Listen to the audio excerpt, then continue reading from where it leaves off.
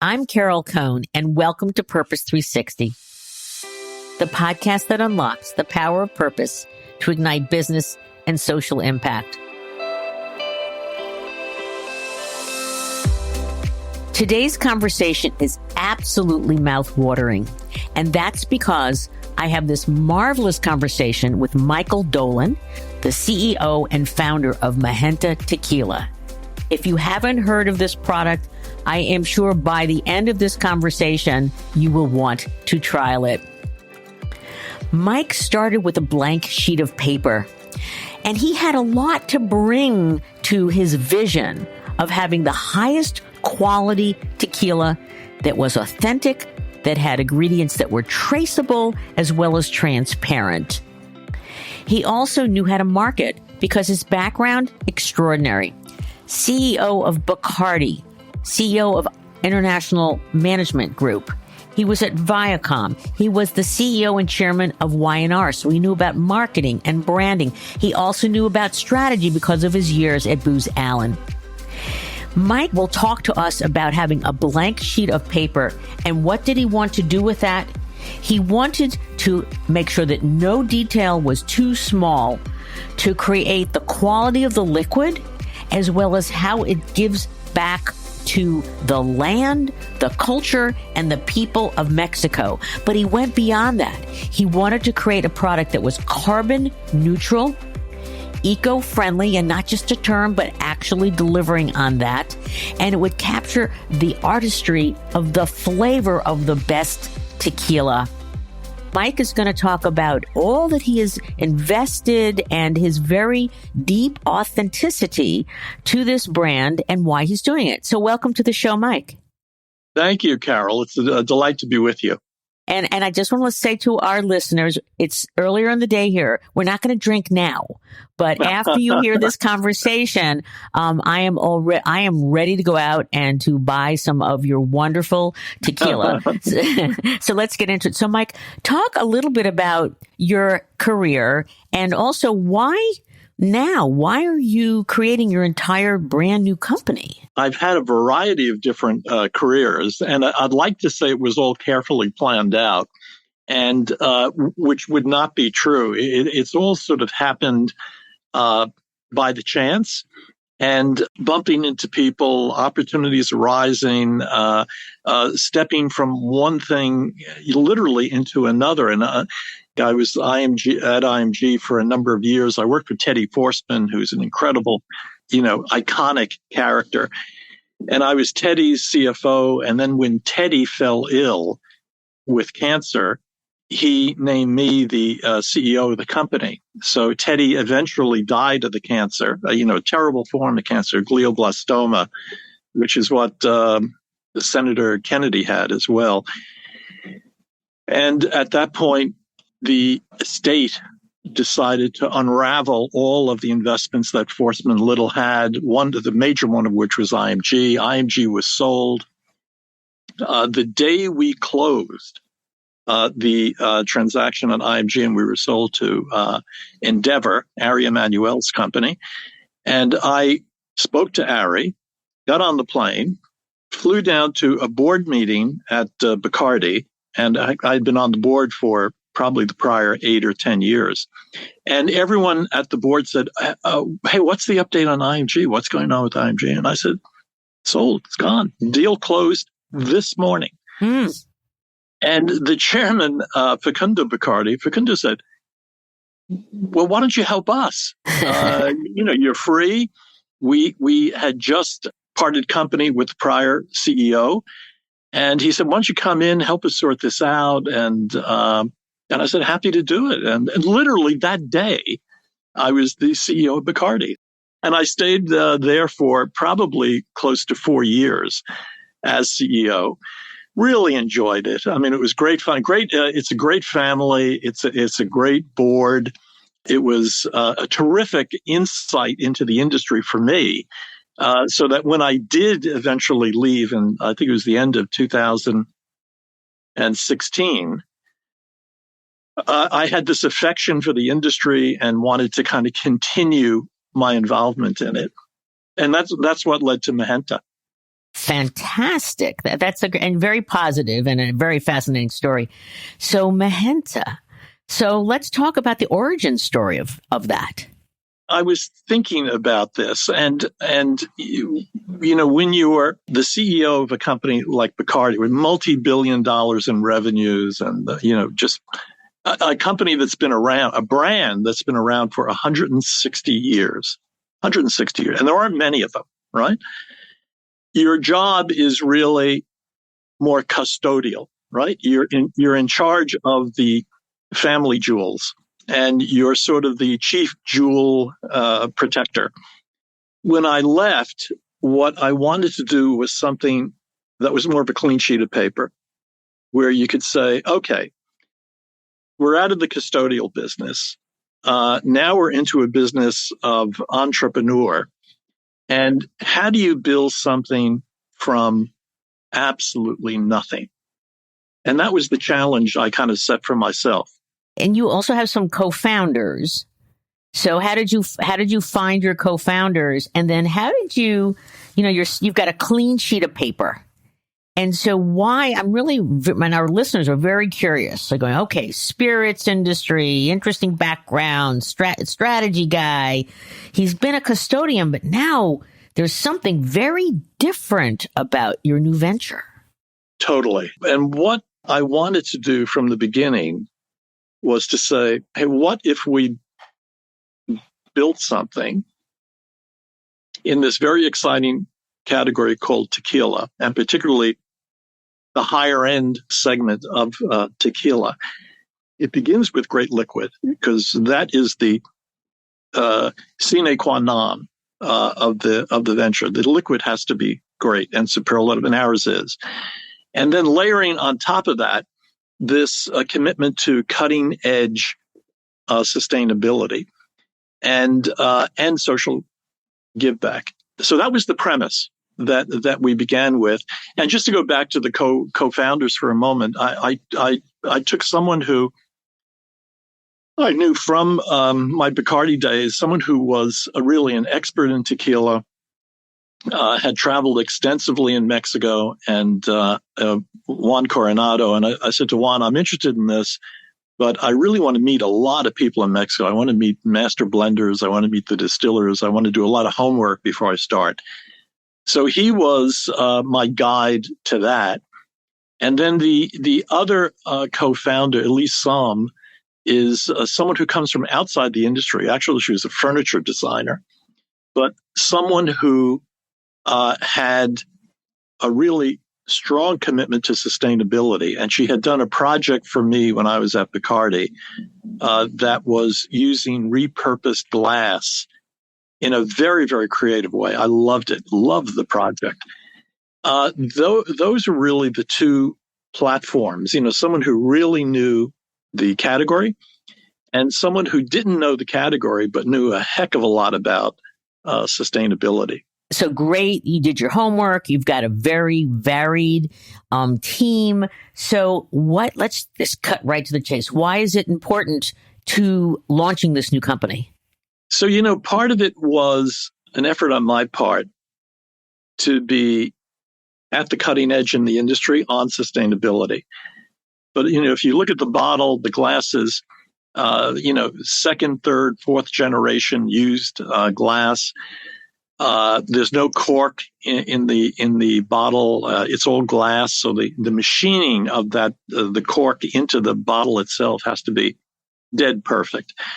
The paper that we use is really not paper. It's repurposed from the used agave leaves. If you run your finger over the label, you can feel the grain in the paper. So we did that. And then funnily enough, about a year or two later, Elise was down with the company, the company that produces this paper for us. And they said, Elise, we've had 3 or 4 other major companies come to us, and they all say, hey, we want that paper. And I said to Elise, you've achieved success. This is exactly what we want. We want others to follow. We don't want this to be a state secret. We want there are no secrets here. We want everyone to copy what we're doing. And everything we've done, Carol, has been how do we position ourselves at the cutting edge? The box, by the way, I don't know if you have the box in front of you, but when you see the box is a little bit flimsier. It doesn't have chemicals in it. The material, it's used paper, but it doesn't have any chemicals. It doesn't have glue. And what it does as a result of that is it makes it more biodegradable more easily. And what I always tell people is, hey, if we can afford to do it, why can't the big guys do it? So we're in the business of provoking them in a good way, in a well-meaning way, into being better corporate citizens. I'm just very curious about, at this point in your career, you want to be almost a rabble rouser. You said, I don't want to keep this a secret. I want to show how it's done. I want to scale it. So why is that important to you? And why is that important for our society? The benefit is to have people who have been involved in these industries, who take the knowledge of the industry and then use that for good purposes. And I think it's very hard for people who are complete novices to come in and have a successful brand in this industry, even if your intentions are all the best in the world. So you can come in and say, my intentions are pure, but they don't know enough about the industry to be successful.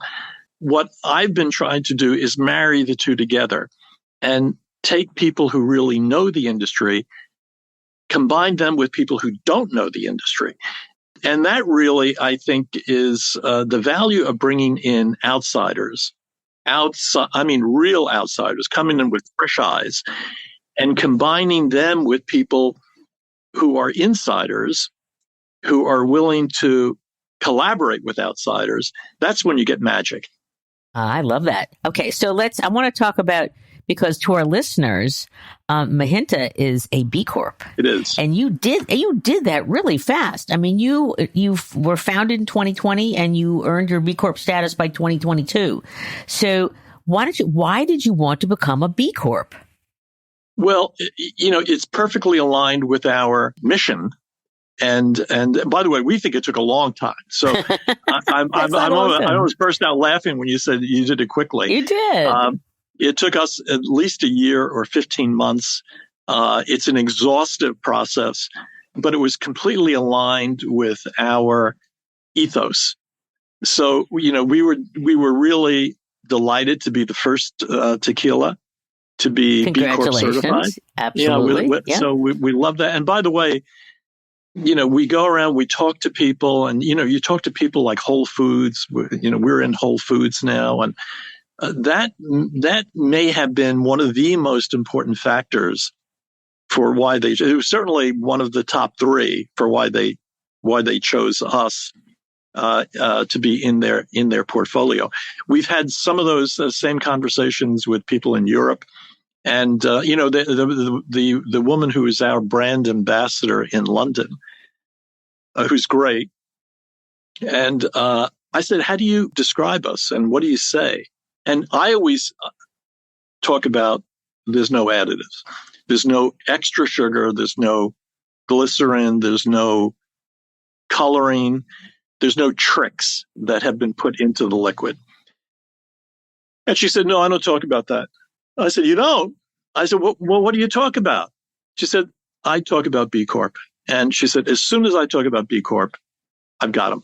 Well, that's good. We've had B Corporation on the pod. Have you? Yeah. And yes, and their new CEO. And it's great that the recognition is growing and growing around the world. So I want to flip back a bit. What does the name Mijenta mean to you? It means it's a version of mi gente, my people. So and we altered the E to an A just to give it a bit of a differentiation. But what it reflects is our commitment to the culture of Mexico, to the people who make it, the people, the jimadoras who cut these agaves, which are in backbreaking work, and the people who really produce the product. So it's our commitment to them. It also reflects the brand itself. And, this is, if you're in Mexico and you go out for dinner, you're just as likely to have tequila with dinner as a wine almost in lieu of wine. So it's not college boys doing shots. It's really part of a meal. It's part of the social ambiance, of a group of people having a meal together, sharing food, sharing good conversation, sharing laughs. And it's that ethos that is captured by my people. That's great. That's really, really a lovely, lovely name. So what is the purpose of Mijenta? The purpose is to really set a standard for good behavior. You have to start somewhere, right? Where we have started is in this category. And what we've said is the definition of that good standard is great liquid, unadulterated liquid, a commitment to where it came from, the ground that it came out of, and also the people who help produce it. So that's really what we're about. You had a quote in one of your interviews with an industry publication. You said, we're going to make the right decision, not the cheapest decision. That's true. And every step along the way, for example, with these labels or there's a little strap of plastic across the top. Well, our plastic is biodegradable plastic. So every step along the way, we chose the right course of action as opposed to the cheapest course of action. And, big corporations sometimes get misdirected and they become very good at cost per unit, and they become overly focused on cost per unit. And they make lots of decisions based on just pure cost. We didn't do it that way. So what we did was say, here's the ethos of what we want. And if we can make a good, attractive business out of that, then everyone else should be able to too. Okay, so what are consumers saying? What kind of feedback are you getting? The reaction has been incredible. We get these incredible tasting awards. And, the first one came out, it was like 98 or 97. And the next one was 98. And the next one was 99. So the taste profile is incredibly positive, well received. And in fact, I'll tell you a little funny anecdote here. We were talking to a distributor in Australia, top distributor in Australia. And they said at one point, well, look, we have a tasting panel, top bartenders in Sydney and Melbourne. It's a killer group of people. They're going to taste Mijenta, and we'll come back and advise you of their reaction to the tasting. We all hung up, and we were in a room together in a conference room. We said, we got them, game over. 3 days later, they called back and they said, we want 1,000 cases. That's great. How do we get 1,000 cases of it? Every time we have gone to a tasting panel of, it doesn't matter who it is, where it is, we know it's game over. We've won. I know that you got certification from Tequila Aficionado. And so that was one, I'm sure why was that important? It was important because it addresses this issue of additives. And what they do is really try to monitor the quality of the liquid. It's because of the fact that ultimately you're dealing with a plant. And so much depends upon how many days of sunshine, how many days of rain, what was the terroir of the vineyard, right? What was the angle, either the grape or the agave plant? Where was it in terms of the angle to the sun? All of these factors determine the amount and the quality of the natural sugar that's in the plant. So now you buy your tequila, and we're very careful about where we source the agave from. And by the way, the agave that we buy is coming from ground that hasn't used pesticide, it hasn't used herbicides. so there are flowers growing in it. Right. So that's what we require. We get the agave. We carefully screen where it's coming from, what part of the terroir it was, all of that, because we need to have a certain amount of natural sugar in the plant in order for us to make the quality of tequila that we do make. And there are measures of the natural sugar that are in each of the agave plants. So now, what happens if you don't have enough of those natural sugars? Well, you add sugar, right? So a lot of our competitors and a lot of people in the industry add sugar to the process, or they add something else called glycerin, which is a form of sugar, or they add caramel to give it coloring to make it look like it was in a cask longer than it in fact was. The only thing that's in our bottle is spring water from an aquifer near the mountains where we source the agave. It's the juice of the agave plant itself, including the natural sugars that are in that plant. And it's a little bit of yeast, a proprietary yeast that we use to convert the natural sugar into alcohol. That's our commitment to our consumers, that we don't cut corners. And, we had this phrase, non compromisos, no compromises. So we make no compromises on the quality of the liquid, and we do not adulterate it. So what a tequila aficionado does is really call out people who are adulterating the product and say, hey, these guys are using sugar, and they're putting tons of sugar. They're putting glucose. And by the way, the reason that they're doing that is that people associate smoothness with higher quality. So the question is, how did you achieve smoothness? Did you do it naturally, the way we do it, or did you do it by adulterating the product? That's a long answer to the question you asked. It is, but let's to package it in a little tiny comments. No detail is too small for you. Exactly right. And the importance, and then you have absolutely commitment to traceability, authenticity, and transparency. Completely. So that's a great segue to that you, on a social basis, you have carefully selected groups to work with, such as the Women's Earth Alliance and Whales of Guerrero. Is it Guerrero? Guerrero. Yes, I got that right. That's where it's in southern Mexico where the whales breed. The whales are incredibly. Someone told me a statistic about their ability to process carbon dioxide out of the atmosphere is like multiples more efficient than forests. So, and each whale is like the whales are just mind-bogglingly efficient at taking carbon out of the atmosphere. So what we've done is supported the people in Whales of Guerrero, and what they do is hire local fishermen, and the fishermen are really hired to prevent people from bothering the whales okay. while they're in their mating rituals in southern Mexico. So it's a way of encouraging the locals to really value these visitors, because the visitors are so important for all of us. And then Women's Earth Alliance. And I'm curious, how did you pick these two? So what does Women's Earth Alliance do? And then how did you select both of these? Probably now, I would say 60% of the people who work for us are women.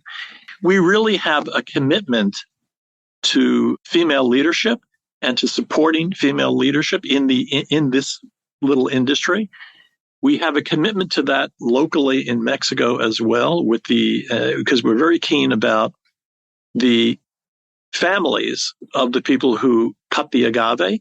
You're almost like Yvon Chouinard in Patagonia. I mean, many years ago. I mean, it's almost every single element of the company, from the ingredients to the traceability to the community to the land, is purposeful. So, again, you've got a lot of CEOs that may say, well, I'm my next stage of my career, I really want to do something different. What do you say to them? I don't want to sound like I'm, some sort of...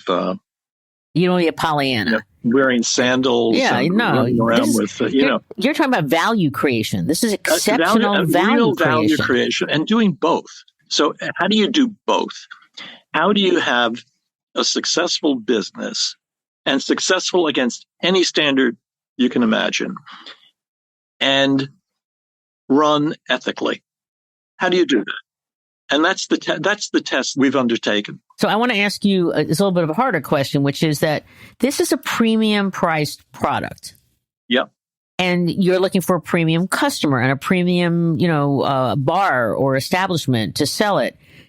If you can't get that margin, if you were back on the board at Bacardi and you're saying custodian for over 100 years of these brands, how do you convince or entice a more traditional brand or enterprise to embrace this level and approach to value creation? Well, it's funny. I'm also on the board of Mattel, and Mattel that's not 160 years, but it's certainly 60 years.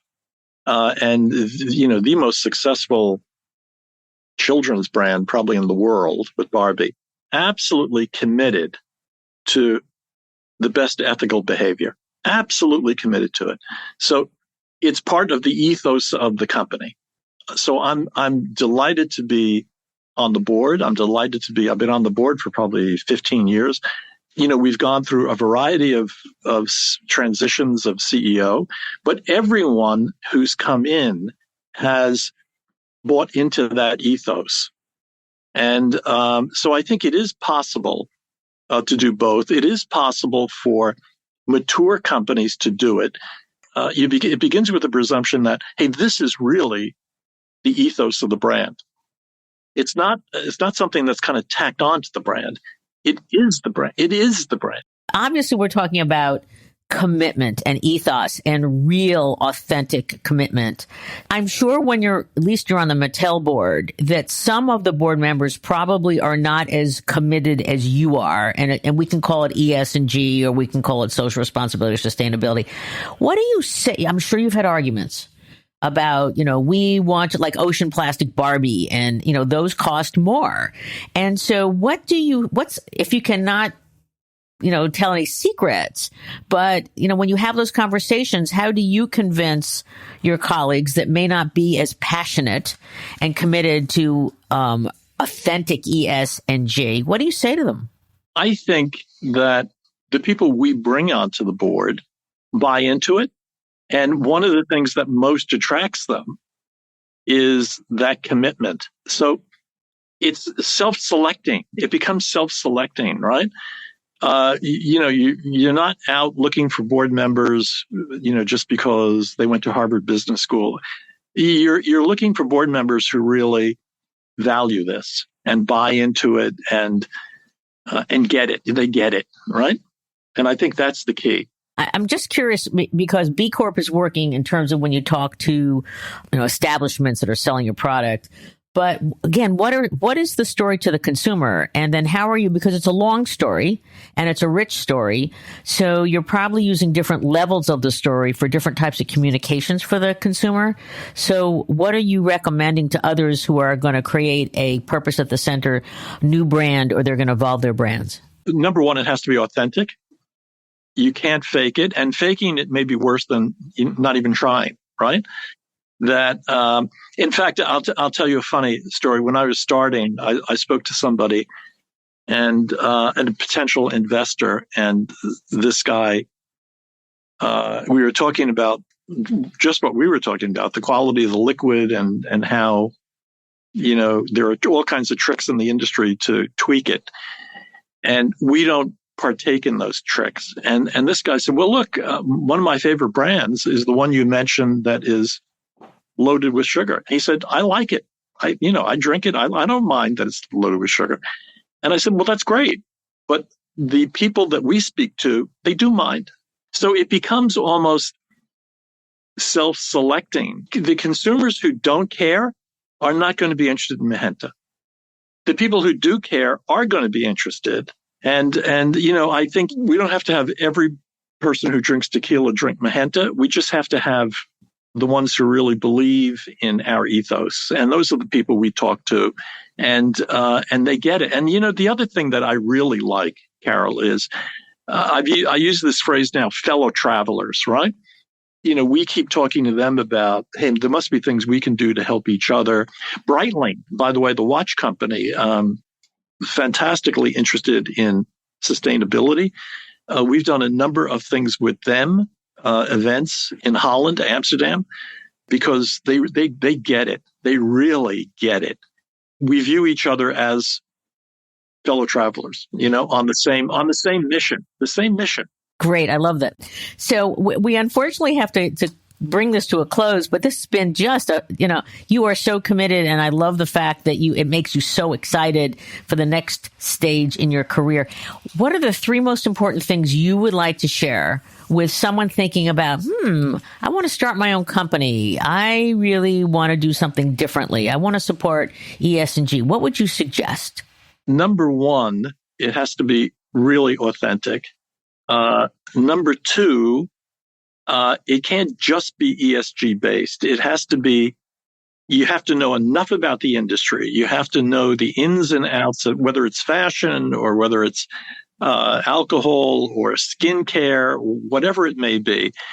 You can't be a novice in the industry. You have to really do your homework. You have to talk to people who are vetted experts in the industry.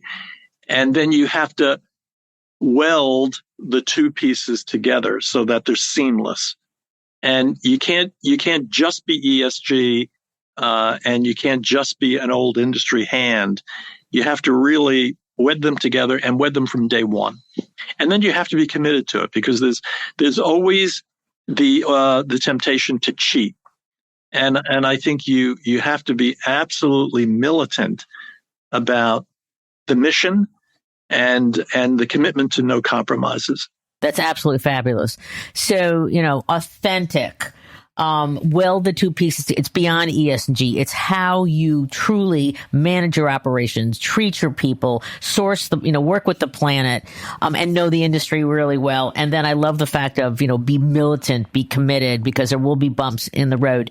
And temptations. Temptations to really veer off the mission. Okay, veer off the mission. This has been absolutely, dare I say, delicious. I love the conversation.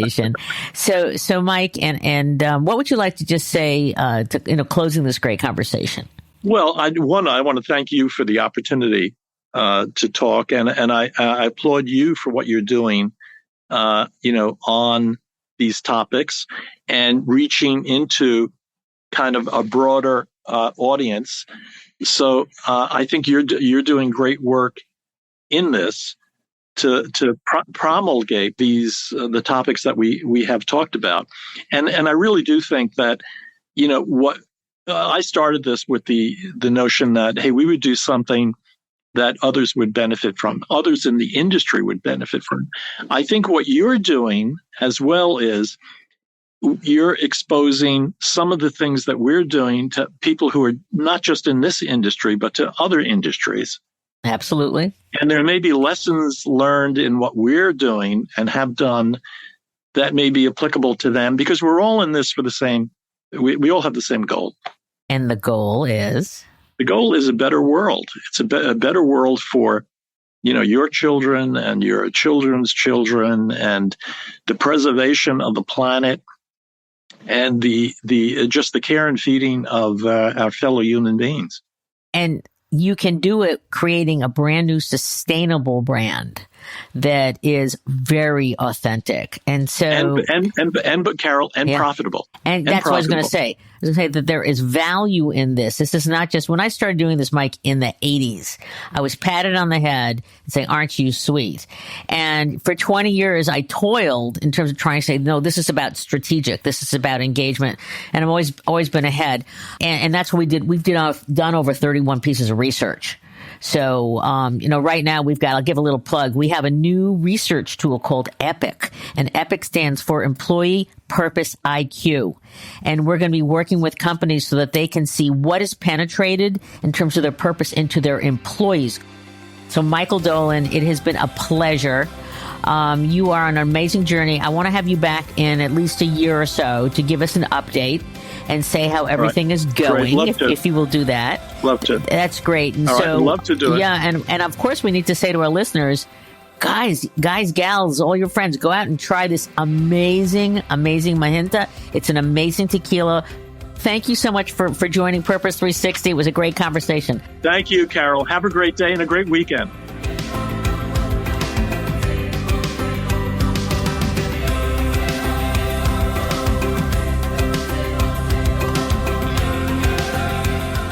This podcast was brought to you by some amazing people, and I'd love to thank them. Ann Hundertmark and Kristen Kenny at Carol Cohn on Purpose, Pete Wright and Andy Nelson, our crack production team at True Story FM, and you, our listener. You know, we love hearing from you, so please give us feedback. Let us know names of people you'd like to hear on a future episode. How about some new questions to ask? And also, please rate and rank us, because we really want to be as high as possible as one of the top business podcasts available, so that we can continue exploring together the importance and the activation of authentic purpose. We all know every company, every brand, every not-for-profit must define their purpose, refine it, and activate it, and evolve it over time so it has the greatest impact on business, growth, and society. And by listening to these episodes and sharing them with your colleagues and talking about them, I want to inspire you to have an amazing answer to this question: what is the power of your purpose? Thanks so much for listening.